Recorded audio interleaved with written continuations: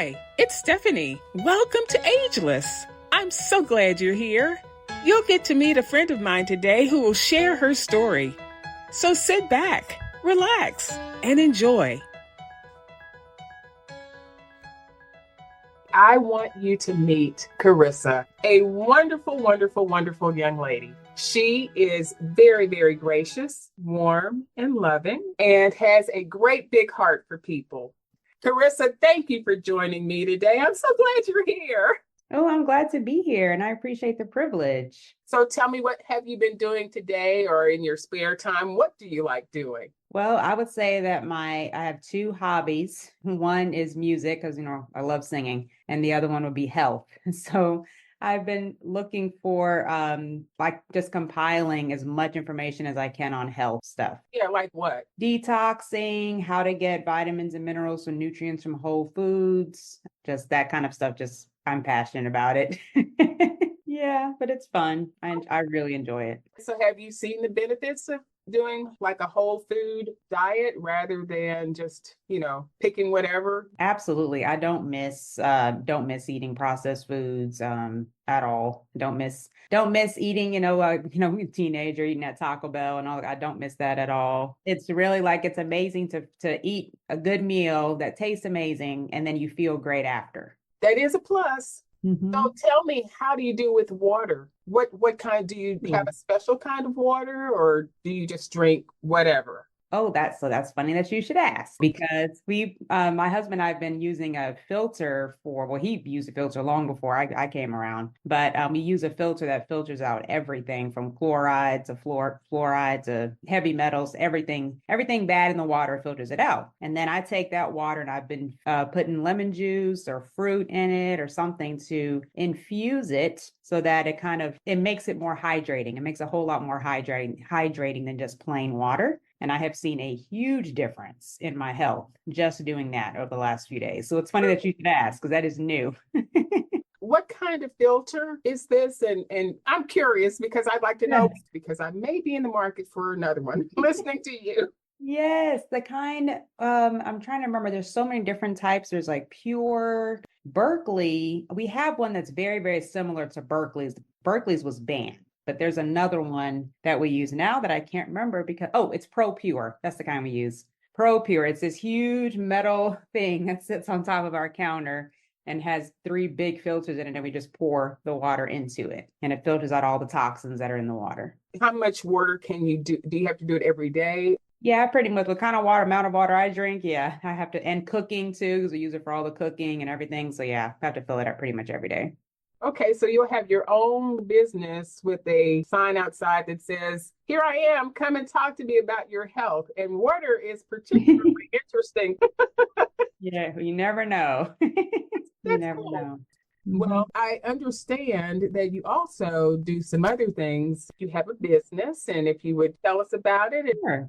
I'm interested. Okay, so I started in the life and health insurance industry back in 2020, right in the middle of the pandemic. And it was great. I'd be calling people, asking if I could come to their house. And it was always amazing that people would let me come to their house right in the middle of COVID. And then when I would get there, I would just say, hey, you want me to wear a mask or not? So that's how I got started, going from house to house, driving all over the place, South Carolina, Alabama, to help people with their insurance and all over Georgia as well. And now, thankfully, I'm able to do it virtually. And I've transitioned to I probably do about half health and half life insurance. So I do Medicare, marketplace insurance, which people are so appreciative of because they get so confused with all of the Medicare and health insurance options. So it's brought me a lot of joy to be able to assist people. I call it peace of mind. They are able to just have peace of mind and know that they're in the best position health insurance wise. And then with life insurance, I love all types of life insurance, but I mostly focus on ones that are designed to build cash. Like we call them wealth building policies. So, but I can do all types, whether it's for burial or whatever. Since this program is really focusing on women, Yes. How have you been able to navigate those offerings? Is that something that they're interested in? Oh, yes. Actually, I have found that women are very interested in making sure that their kids are taken care of if something happens to them, whether they're grown kids or young kids. I have found that women are very, very passionate about making sure their burials taken care of, making sure their kids are provided for. So that has been good. And then, of course, with health insurance, it's always a blessing to be. A lot of my clients are women as well, Hmm. and to be able to assist them. Are you open to having people contact you Of so that you course. can answer questions? Yeah. Would you mind sharing your information right now? Yep. The easiest way to reach me is through cell phone. So unless it pretty much I always answer my phone unless it says potential spam, then I don't answer. So Of course not. right.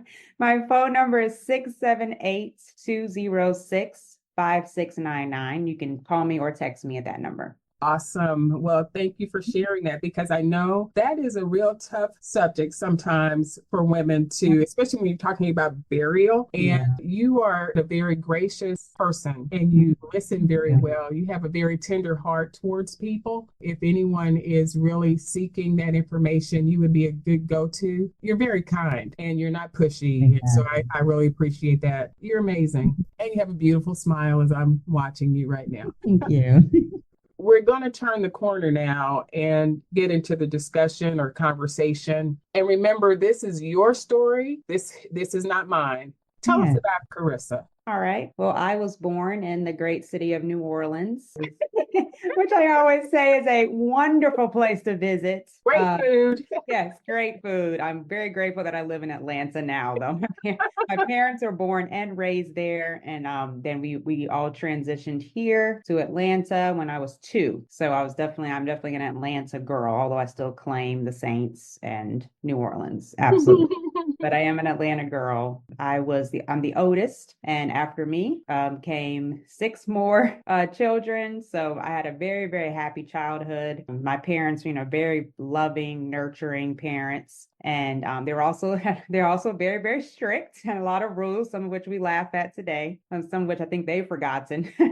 Like what we used to make y'all do that? But they built a lot of character. And I think one of the things they did was like they didn't allow us to play video games. So what did we do? We were outside all the time, practically lived outside in the woods, outside in our backyard, attempting to dig tunnels, attempting to climb trees, riding bikes, all those things that children should be doing. That's what we were doing. And we just had crazy imaginations. And then when we did get older, as teenagers or young adults, then we would start like filming our own videos and making up whole imaginary countries and writing stories about them. And just it was endless entertainment that we made for ourselves because there were so many things that we weren't allowed to do that our imaginations just ran wild. So we had a lot of fun. I had a pretty amazing childhood. And then so eventually I decided I was always been passionate about music. So I decided to, when I graduated from high school, and we were homeschooled, so we were together all the time, all the way through high school. So graduated and then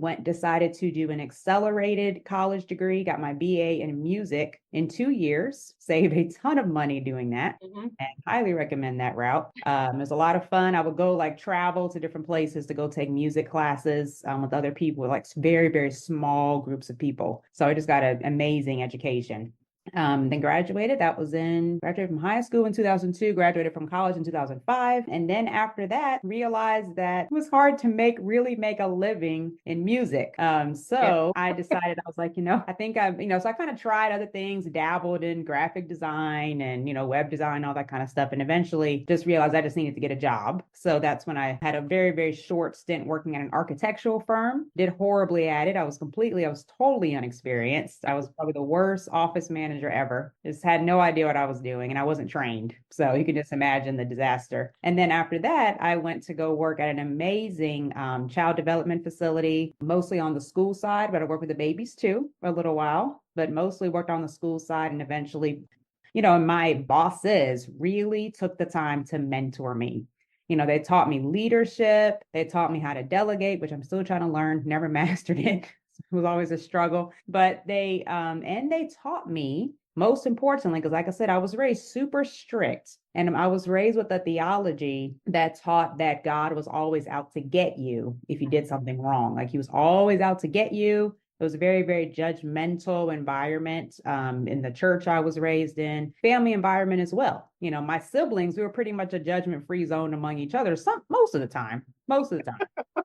Sometimes, I mean, I was most judgmental out of all of them, to be honest. But I remember one time in particular, a young man came in to the school to just off the street, literally off the street. Like he was taking the bus and he just saw the school and he's like, let me go check it out. So my boss talked to him for 2 hours. Wow. And he didn't look like, you know, like you're like ideal person to be working with children. He looked a little rough, you know, but she talked to him for 2 hours, just started to get to know him, continued to get to know him, continued to mentor him. But then she came to me and she said, what do you think? What do you think, Charissa? Do you think we should hire him? I mean, I was like, I was worried about our Dunwoody parents, you know, what they would think, because I was still judging by outward appearance instead of being like, let me get to know this man and see what he's really like. So that always stood out to me. And of course, he turned out to be a favorite. Like everyone adored him, parents included, because he cared about people. So what my mentors over there taught me was that loving people is the best way to change them, that no one really changes unless they're completely loved. Yes. And unconditionally accepted. And they taught me how to love people on just a whole new level. So I learned a lot through my 11 years of working there. They're still my second family. I still go there to visit periodically. But then COVID kind of burnt me out because we had to be the teachers, the kids were at the school not 24/7, but 12 hours a day, instead of being in school, I was supposed to be doing after school and they were with us all day because they couldn't go to school. Schools were closed. Right. So I had we call them mentors. They're like after school counselors who were trained to work with them in after school, now had to literally sit there while they're doing virtual learning and try to keep a track of all their schoolwork, not just their homework. And it was a disaster, as you can imagine, because not all the kids were, some of the kids were okay, but it was really only the kids that were okay with independent learning. So I got burnt out during that year. I was like, I don't think I can do this anymore. This is not fun. I've been having fun here for 10 years. This is not fun anymore. So after that, I was already kind of thinking I needed to start making more money anyway and kind of get like a side hustle. So that's when I got introduced to insurance and through a friend at church. And then after that, I realized I was like, okay, I'm making enough money to where I can leave my job. So I left my job January 2021 and never looked back. Wow. And then also, I totally skipped like dating and all of that. So the way I met my husband was like a different track. That's okay. Track, right? He gets his own lane, so it's all right. Right. I met him a couple of years after I graduated with my master's degree, because while I was working at the preschool and after school, I decided to go ahead and pursue a master's degree 10 years after I got my bachelor's. Okay. So I graduated in 2015 and then dated one guy for a little while, which turned out to be complete. Wasn't the best choice for me. And so then very soon after that, I met my now husband, and we dated for several years. But he really, really started teaching me about health, started teaching me about becoming the best version of myself, not settling for just being average or normal. It's like, no, we always need to be trying to grow better. He calls it the 7 cups, always trying to grow better in every single area of life, emotionally, spiritually, mentally, physically, every single area. There's 7 of them. And I always seem to forget one, so I'm gonna try to list them all here. We got married in November 2021, got engaged in July, and then I was like, at that time, COVID was ramping back up.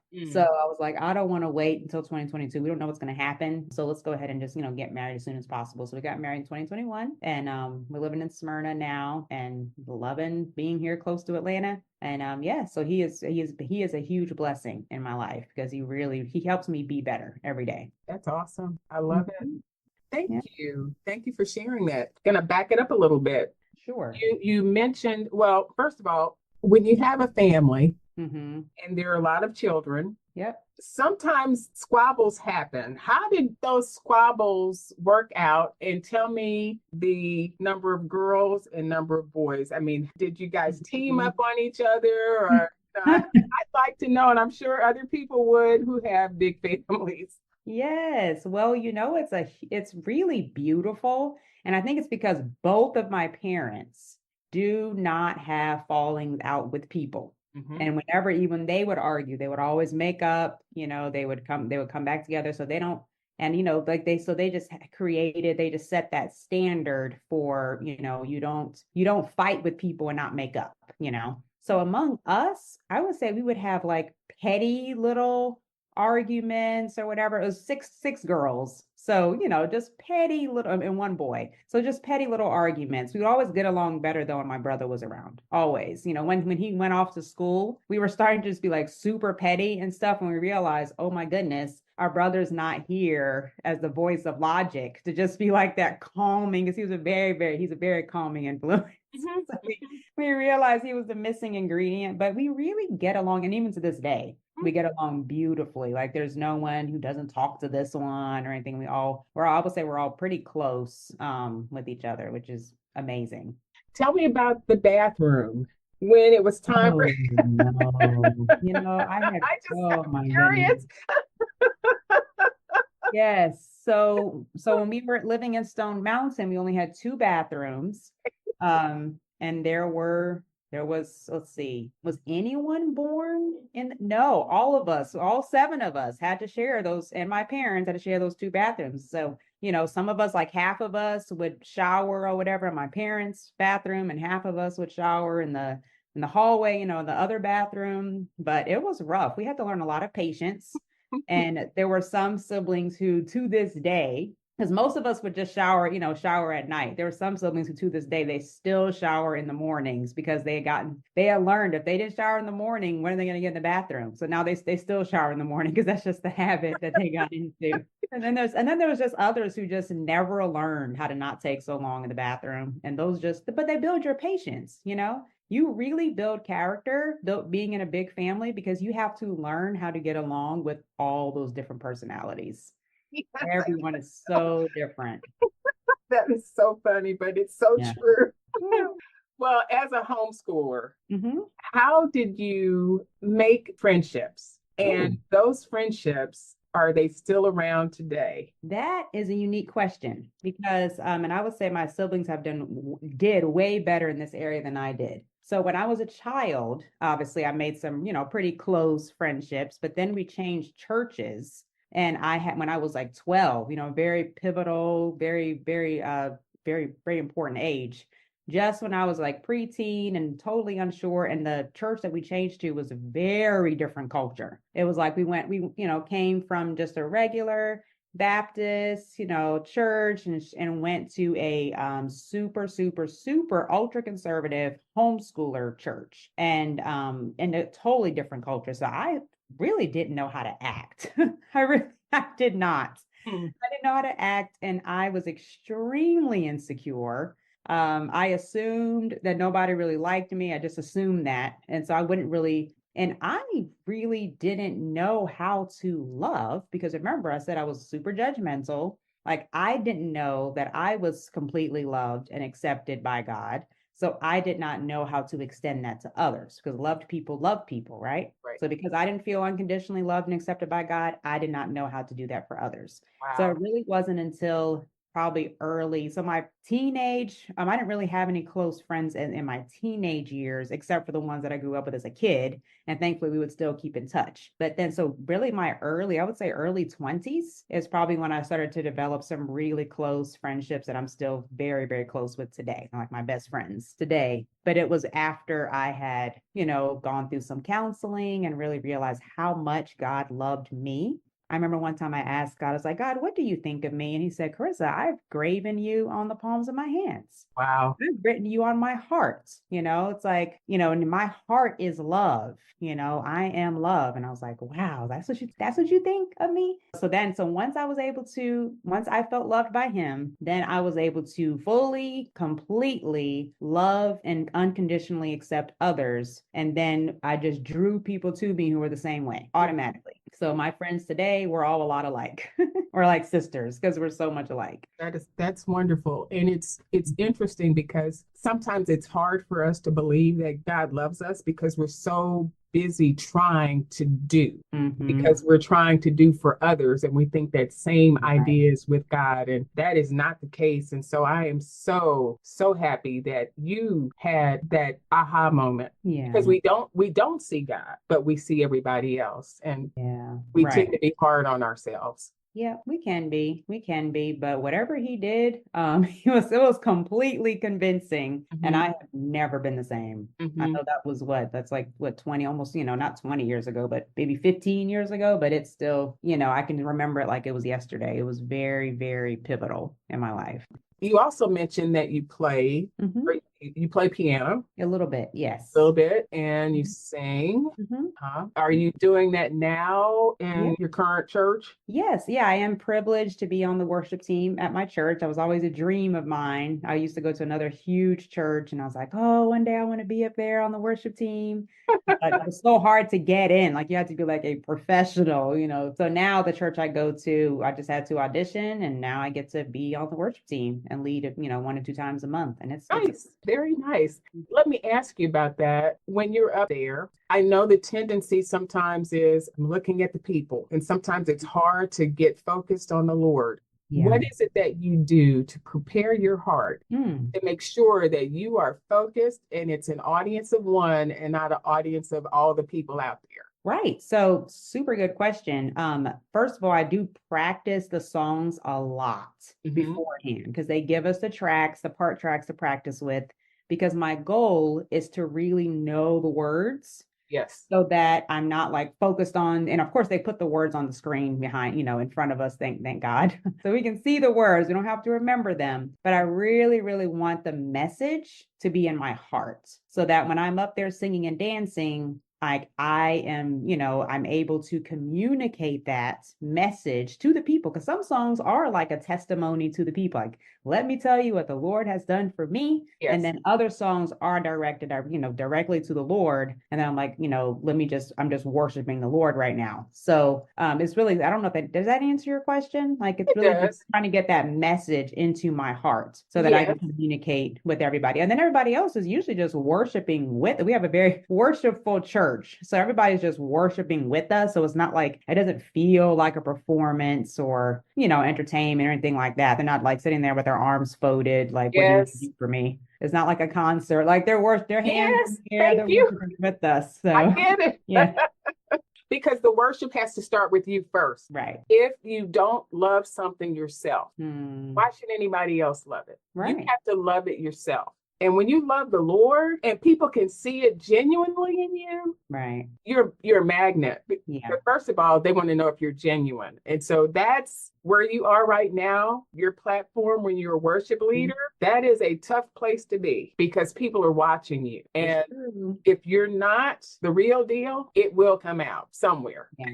Absolutely. You're right. You're right. Yeah. I'm very aware, even when I post on social media and just Yes. everything. I'm like, okay, I'm like a lay minister now. So I have to be very, very careful. Of course, I got used to that working at a Christian daycare anyway, but still, just gotta be careful because people, like I said, people are always watching. And if I don't see them, they definitely see me. Yes. Okay. You mentioned something and just a minute ago Mhm. about moms at the Christian daycare. Yes. How did you impact their lives with Mhm. your presence there? I know when you're a worker, when you're a teacher, we put a lot of emphasis on the child. Right. But how did you switch gears and Hmm. pour compassion and love and encouragement into those ladies? It's funny you should ask that because it really evolved. At first, it was all about the kids, and I could have hardly cared less about the parents. And it been in a, as I got into administration and I started interacting with, the preschool parents, like all these parents on a daily and the after school and day camp parents on a daily basis, Mhm. I started to hear, and as I got older and started thinking of myself more like, oh, I could actually have kids soon, I started to see, start to hear their hearts for their kids and understand their concerns. Because at first I thought, oh, they're just being so petty, like seriously. And then I eventually realized I was like, no, these are their children. Like they would do anything for them. Of course, they want the very best for their child. And I also started to try, it's when I could, to try to speak life into them. I remember one time in particular, we had this sweet child who was extra. You I just have love those the way you children. say that. But she was so sweet. She was so sweet. She was sincere, but she was extra. Mhm. So I remember telling her mom was telling me because her mom didn't have any blinders on about her child. Like she knew how her child was. And Mhm. she said, I think something kind of could be taken a little negative about her child. And I said, this child has such a dynamic personality. And I just started going on about just her potential and about how wonderful she was. And you could tell she really appreciated that. Parents love to hear something, because they know and they love their children unconditionally. So it's nice to hear an outside view of what somebody else thinks about their child and somebody else speaking potential over their child. So I started, it was like I said, it really was an evolution. And I started to more and more sense what they needed, and then sense what they needed to hear about their kids. It was a Wow. joy. It was a joy. Yeah, you've made a difference in the lives of those women because you touched the hearts of the children and you Mhm. were able to plant some of yourself into those children and they took it back home. Yeah. And it's amazing. We have that privilege every single day to Mm. touch the lives of people in general Yes. because that's how we're supposed to be. We're supposed to reach, touch, and encourage. That's what we're supposed to do. Right. And so, with that said, I would like to go back a little bit and Mhm. ask you to share some of the women in your life Mm. early on, starting Okay. with your mother. Yes. Tell me just some women in your life that have really poured themselves into you where you can Mhm. see some of them in you Yeah. Yes. as a young child. I love that. I love that. So obviously my mother,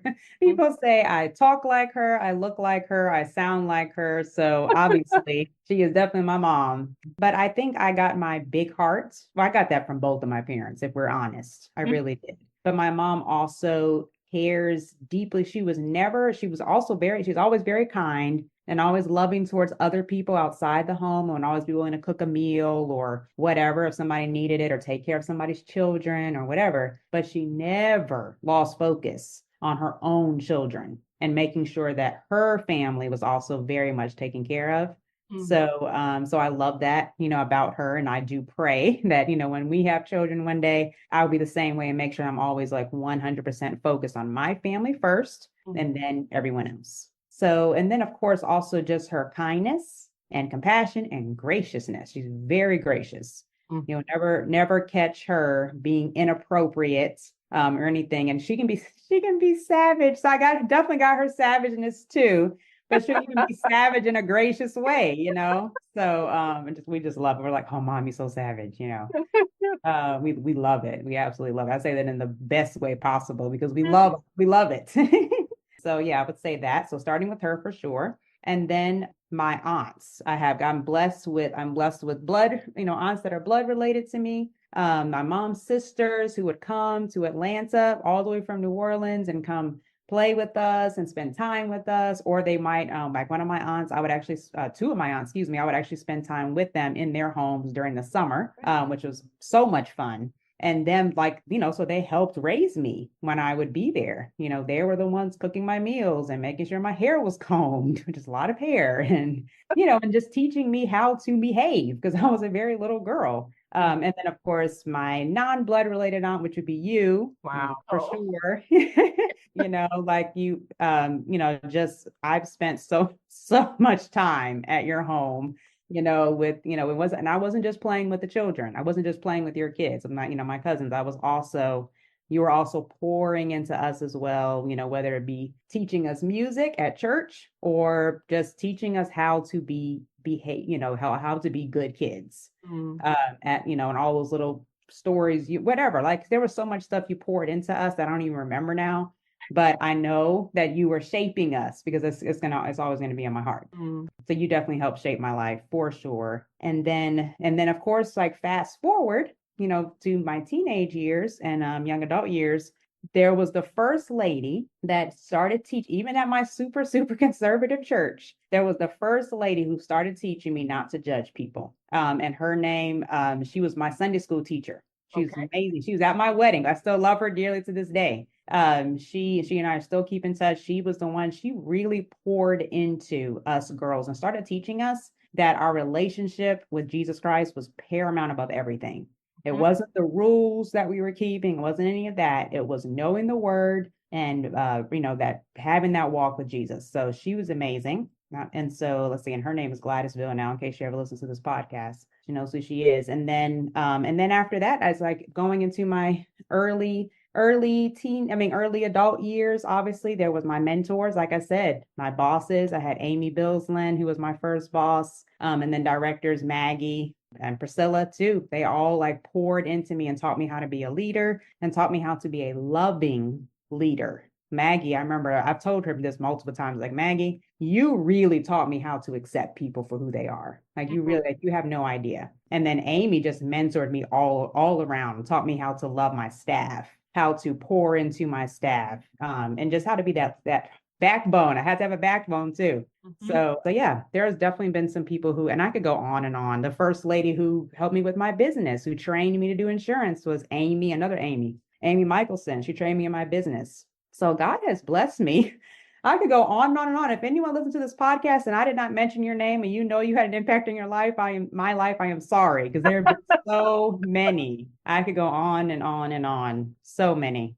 I've You been have really blessed. you've been showered with blessings Yes, I've been immensely. extremely blessed. Mm-hmm. That is so cool. Now, as you have described these women Mm-hmm. as mentoring you, Yes. how do you connect with them as friends? Because Oh, a that's mentor a good is one. is a lot different than a friend. Right. You know what? That's true because I do see how I've made that transition even with my mom. My mom will always be my mom, but we talk as women now. And we can talk about we talk about all kinds of things. She helps me in my journey, whatever I'm going through at that time. Same with you, same with my aunts, my aunts that are blood related to me. Mhm. Same with, and then like I said, like Gladysville, now my old Sunday school teachers, we talk, we encourage each other. So we all, and of course, and all my bosses, there's a couple I don't keep in touch with anymore, but there's, a few I definitely, Amy, Maggie, like they all, like I talk to them on the regular. We hold each other very dear, and we are definitely like friends now. And they'll be, they were both at my sister. We haven't talked about my sister passing away last year. They were both at my sister's funeral. One came all the way from Columbus. The other one left her job as a director at the daycare and came, because even though I hadn't been there for 3 years, I was still part of that family. Mhm. So yeah, they're friends for life. Yeah. You mentioned something about judgment. You Hmm. struggled with that, but Yes. now you're better. You Yes, I'm feel better like, and I'm still on the journey. Yes. why do you feel women are judgmental one with another? There's a lot of different reasons. For me, I have I'm very passionate about the truth. I'm extremely opinionated, as you know. You watch me grow, and I'm not much less opinionated than I was when I was 5, right? You're doing good. Okay, well, I'm doing a little bit better, maybe a little bit, but I'm still very opinionated. So it can be, and my husband he catches me all the time. Like, still, if I say something and I may not even think it's judgmental because it's just part of me. And he's like, Carissa, that was really judgmental. Whether it, and so we as women, I think we judge for different reasons, is what I'm trying to say. For me, it's because I'm extremely opinionated, and also because I love the truth and I want people to live right. I want people to live in such a way that their life will be better. Right? If they live in a good way, if they live in accordance with how we're designed, their life is going to be better. So part of that is just being passionate. But I think we can judge for it. So that's my motivation. Others might judge because maybe they don't feel accepted. And I Insecure. think that was part of it. Growing up, I felt like God was always out to get me. So why should I accept others? It's like they should be conforming to these standards because there's like this huge, me and my best friend talked about this huge shame culture. Like we never felt like we measured up. So we were always shaming others if we felt like we were just a little bit better than them, which was horrible. So I think I pray I've gotten out of that. So now, it's more so just the making sure that I'm just don't force my opinion on everybody. Well, by you speaking it, you understand that that is an issue. Right. You've been able to pull it back some. Mm-hmm. Yeah. Thank the Lord. Thank God for my husband and my You mentors. you mentioned all of these ladies, Mm-hmm. and I know they're not all in your age bracket. That's true. And this podcast is talking about being ageless. Mm-hmm. How do you see yourself fitting in? And is that possible to have friendships with women of all ages? It really is. I mean, I cherish my friendships that I have, with and being able to talk to ladies from varying walks of life because in various ages, which we all know age is just a number, right? Mm-hmm. Because they have so much more life experience than I do. I can learn something from them.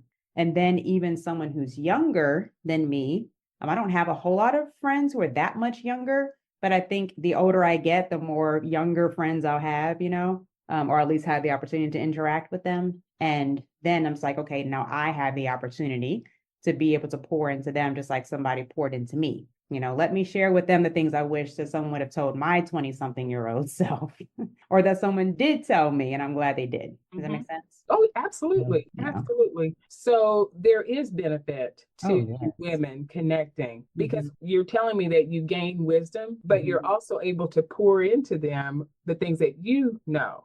As a younger woman, how would you encourage somebody to branch out, cross that line, and just tear down the age walls and just be yourself and connect? I would say my great grandfather used to say, everybody knows something that you don't know.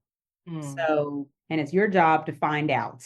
It's your job, in other words, not be nosy. It's your job to learn from other people, whether it's from someone younger or someone older. So I would say for younger women that it's important for them to reach out, to seek that. Sometimes you seek mentors, who are older than you. It's like, can you've had 10 years of experience in this and this. Can you teach me how, to do better at that? Or can you, or just seek their friendship just to learn from them. I find myself seeking mothers who have been raising their children for, 10 years, 11 years, 12, 13, even 20 years, because I feel like they have so much to teach me. So I would encourage younger women to do the same. Don't just spend time with people who are your own age. Also seek to spend that time with people who can actually teach you something from their vast life experience. Because we grow that way. Right. My dad says other people, I think this is actually my great grandfather too. He said, other people's experience is cheap. You don't have to go through it yourself. It costs you nothing. So learn from theirs. That is so true. Thank you. Thank you for that. Well, I want to ask you, how would you define a good girlfriend? Ooh, it's somebody who is similar to a good spouse, to be honest. It's somebody who that's I've never heard that before, but okay. It's somebody who makes you better. It's not someone to gossip to, although we might vent to each other sometimes. Should be a completely judgment-free zone. The friends that I have today are my close friends because we know we're not going to be judging each other when we talk, right? And we're also not going to be telling each other secrets to other people. We know that if we tell them that secret, it stays with them forever, to the grave if necessary. And also someone who is constantly encouraging the other person to be the best version of themselves. We shouldn't be just talking about stuff that doesn't matter. We gotta be talking about stuff that's going to fill our different cups, whether that be physically, emotionally, mentally, spiritually, and so on. Talking about ideas, talking about stuff we're learning, not just talking about, silly stuff that is not going to amount to anything. Although it is nice to have a girlfriend that you can talk about silly stuff with occasionally. It is nice. But overall, we should be helping each other grow. In helping each other grow, sometimes that means you're going to get hurt with the truth. Yeah. When that happens, how do you deal with the division or the sting of that? And how do you, take your pride down and go, you know what, you're right, and mend that fence? Just like that, because I experienced it.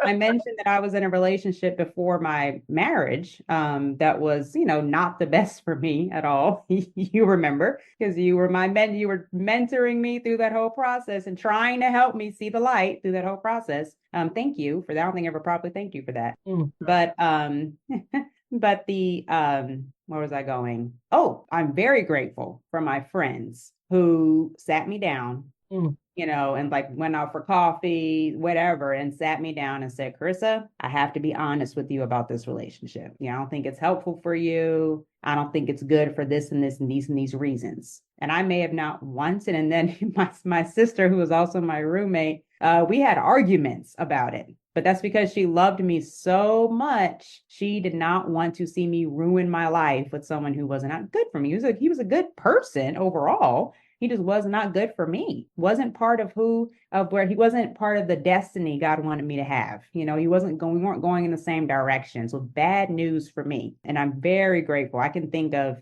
two friends who sat me down and were very honest with me about it. And then my sister who argued with me and about it probably on multiple occasions. But I'm very grateful though. I'm very grateful. I'm not mad at them. We're still very close, to this day. So there was no division. There was nothing, because I knew that at the end of the day, I couldn't be mad at them for lovingly telling me the truth. Mm-hmm. So, as you walk this walk, how has God stretched you with all of the information that you've gleaned from these women? And in gleaning that information, how are you pouring that out to others? Woo. So it's like being a steward instead of being a sponge, right? Like instead of just soaking everything in, like I've got to steward it. And then I have to be careful. Sorry. So first question, let me answer the first question first. So the first thing is I'm responsible for what I know, right? We say knowledge is power, but that's really not true. It's applied knowledge is power. So if I'm not applying what all these dear women have taught me, then what use was it? What use was it for them to pour it into me if I'm not even going to apply it? So first thing is to apply what they teach me that sometimes I might have to ponder it and say, is this really true for my life? Or was this just something that worked for them? But if I believe it's going to be true and will work for my life, then I have to apply it. And then as I find that it works for me, then I'm able to share it with others and say, hey, I've been doing this and this and this. Like I think of my counselor who gave me a book that completely changed my life. I would say it probably changed my life. That and the Bible were probably the two of the most life-changing books I've ever read. And so now, of course, I've shared it with multiple girlfriends after that, because it's like I could think of that's probably the biggest example of someone who poured into me, and then I was able to directly share it with others because it made such an impact on me. That's wonderful. Mm-hmm. All right, well, we're almost done. Thank you for sharing. Thanks for the privilege. Oh, yeah, absolutely. If somebody walked up to you and said, Charissa, you are ageless. You look ageless. How would you define ageless? Well, physically, obviously, it's someone who takes really good care of themselves. You have to love yourself to be able to do that. You can't be so busy, worried about everyone else and everything else that you're not taking care of yourself. All right. So I would say that's the first thing. So that's the only way. If you tell someone that you're ageless, but you don't look like you are, then they're not going to walk away. So that's the first thing. And then the second thing is to always be willing to learn something new, because I have heard it said several times that we start dying the day that we stop learning something new. So I say we should always be willing to learn. That's why I'm always researching, learning about health, whatever. Because I think it's just, and of course, spiritual knowledge. I'm always loving to uncover spiritual mysteries and all that kind of stuff, because it's just, we always need to be learning something new. That also keeps our minds young as well. And then physically, obviously, too, well, that all goes in taking care of yourself. You got to eat right. You got to be, work out, whatever. So all those things. I hope that answers the question. It does answer the question. I have a fun question for you now. Okay. Okay. If you were a spice, Mhm. which one would you be? And Yes. how would you use that spice to Mm. encourage and love on and lift up the women around you, despite Okay. whatever age they are? How would you do that? I would say, at first, my first instinct was, well, I'm going to say cayenne pepper because I do, because I put cayenne pepper on everything. And what a lot of people don't know about cayenne pepper is that it is a flavor enhancer. Ah, Yeah, it is a flavor enhancer, just like MSG, and all the people use it. No, cayenne pepper is God's flavor enhancer. It's got something God natural made. one. Yes. And so the reason I say that is because I would say I'm a little bit spicy, I'm a little bit, people may not know how to take things I say sometimes. Sometimes I have to kind of, maybe some people can just take me in small doses, but like not everyone can handle. Some people can handle a lot of me. Some people can only handle a little bit of me, just like cayenne. But I do pray that everyone that I come into contact with, I will enhance their life Mhm. and make them better. God's given you that gift. And it's been such a joy to watch you grow up. And you have just blossomed into a wonderful young woman. And I'm just very grateful for the privilege that I've had today to just pick your brain and allow you to share. And I'd like to ask one more question. Sure. What would you like to say to the women who are listening to encourage them to just be themselves and to live life in a vibrant way? Because we have been created in a fearfully and wonderful way. How Yes. would you encourage them to live and connect with other women and sprinkle on them and let other women sprinkle on them and just continue to just grow and blossom? Yes. Well, I would say you said it mostly, but the way to do that is by being connected with Christ, right? Like we have to get all of our needs. We have to, as long as we're looking to him to get all of our needs met and we're looking to him to fill all of our emotional needs and everything, then we are really able to truly give of ourselves. If we're constantly looking for other people to meet our needs, we're just going to be a leech. But if we are being filled up by him, then we're just going to be a constant blessing to everybody else.